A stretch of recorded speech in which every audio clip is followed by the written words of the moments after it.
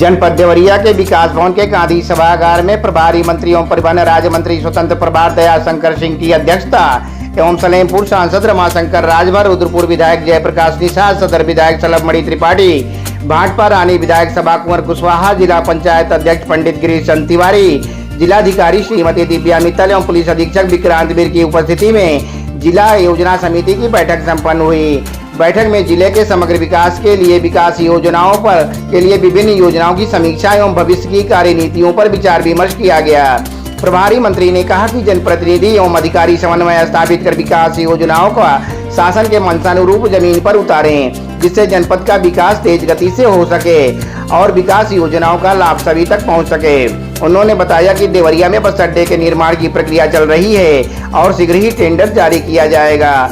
तब तक के लिए यात्रियों की सुविधा के लिए 34 लाख रुपए की लागत से अस्थायी व्यवस्था की जा रही है, जिसमें बैठने के लिए छायादार स्थल, शौचालय इत्यादि की सुविधा रहेगी। इसके अतिरिक्त परिवहन विभाग द्वारा जनपद में ARTO कार्यालय का निर्माण 17 करोड़ 69 लाख रुपए की लागत से पुराना बस अड्डा परिसर में व्यावसायिक कॉम्प्लेक्स, ARM कार्यालय तथा पार्किंग स्थल भी बनाया जा रहा है। सलेमपुर में बस अड्डे का निर्माण सहित गौरी बाजार एवं रुद्रपुर में नए कार्य कराए जा रहे हैं। बैठक में सलेमपुर सांसद ने मनरेगा मजदूरों के भुगतान से जुड़ा प्रकरण उठाया, जबकि रुद्रपुर विधायक ने विगत 3 वर्षों में हर घर जल योजना के अंतर्गत हुए कार्य का विवरण मांगा।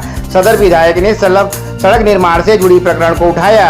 उन्होंने कहा कि लोक निर्माण विभाग द्वारा हाल ही में एक ऐसा मार्ग के लिए बजट आवंटन कराया गया था जिसका निर्माण पहले ही हो चुका है।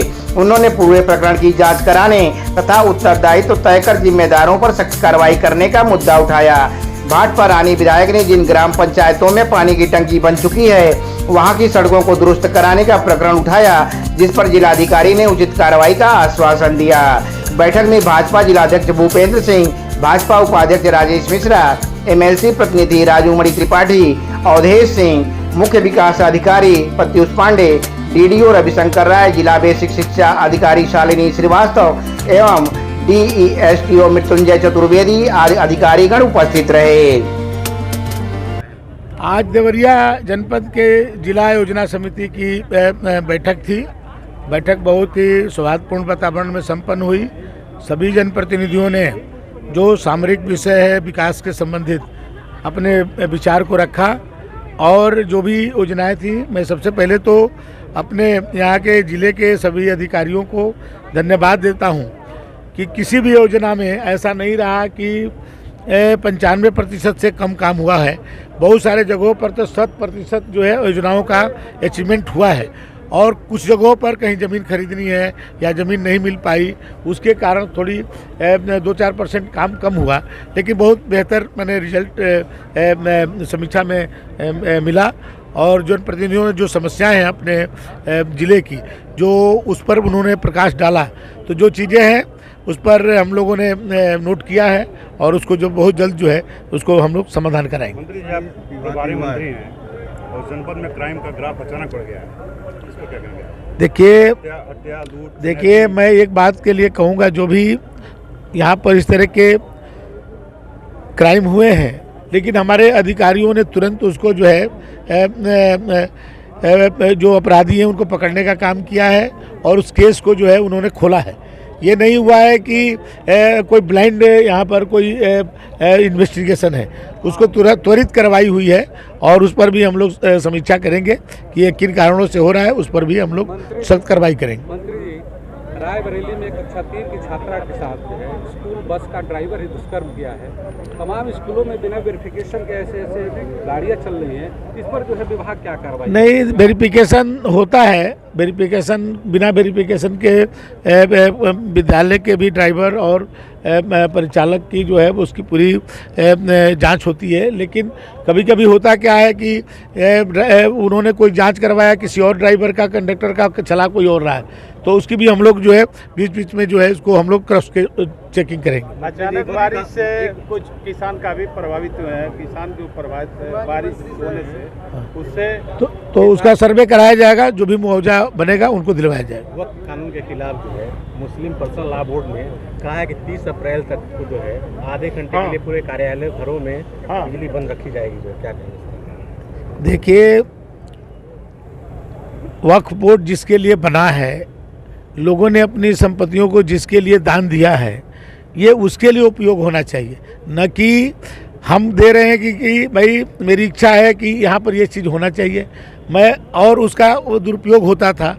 भूमाफिया उसमें लगे रहते थे और कई जगहों पर अतिक्रमण रहा। अब वो सही दिशा पर उसका सही जगह पर उसका उपयोग किया जाए। बस अड्डा बनेगा, टेंडर होने वाला है। 34 लाख कुछ रुपया, करीब 35 लाख रुपया उसके लिए अस्थाई शेड बनाने के लिए स्वीकृत हो चुका है। 1-2 दिन के अंदर उस पर कार्य लग जाएगा और बाकी तो उसको हवाई अड्डा की तरह वो बस अड्डा बनेगा, उसका टेंडर भी 1 महीने के अंदर निकल जाएगा।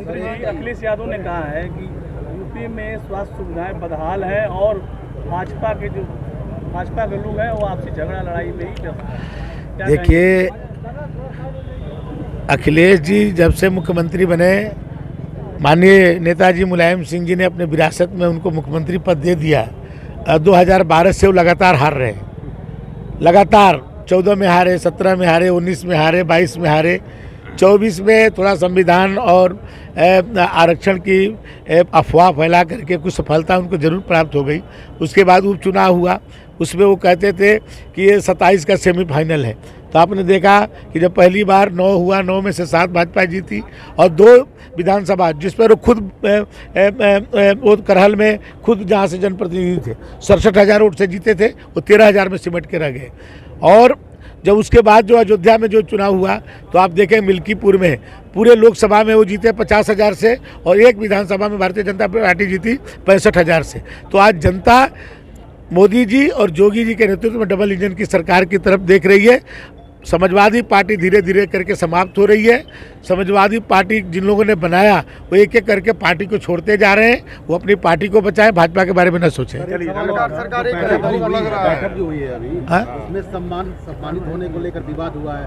जिला पंचायत सदस्य के जो अध्यक्ष थे प्रदेश के, उनका कहना है कि अपमान हुआ है और कुछ लोगों का सम्मान हुआ है। इसको लेकर क्या? नहीं, सभी को सम्मान हुआ, सबको सम्मान।